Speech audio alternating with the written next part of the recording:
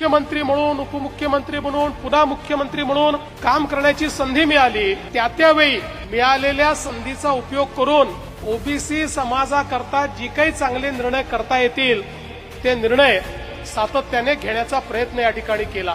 मला अतिशय आनंद आहे की जवळपास राज्यामध्ये ओबीसी समाजाच्या हिताचे 50 निर्णय हे या ठिकाणी घेण्याची संधी मला मिळाली आणि आपण ते घेतले की त्यामुळे एक एक निर्णय आम्ही घेत गेलो आणि मला या गोष्टीचा आनंद आहे की केवळ कागदावर निर्णय राहिले नाहीत.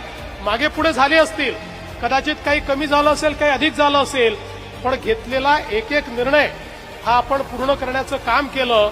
आणि सगळ्यात महत्वाचं म्हणजे हॉस्टेलचा जो निर्णय होता, अतिशय कठीण काम होतं, पण आता आपण जवळपास 54 हॉस्टेल सुरू केले आहेत. उरलेले हॉस्टेलही आता सुरू होत आहेत आणि निश्चितपणे मला विश्वास आहे की आमच्या ओबीसी समाजाच्या मुलांना मुलींना शिक्षणाकरता त्या ठिकाणी हॉस्टेल असेल किंवा ज्यांना हॉस्टेल मिळत नाही त्यांच्याकरता आपण 60,000 रुपये त्यांना देण्याची योजना सुरू केली.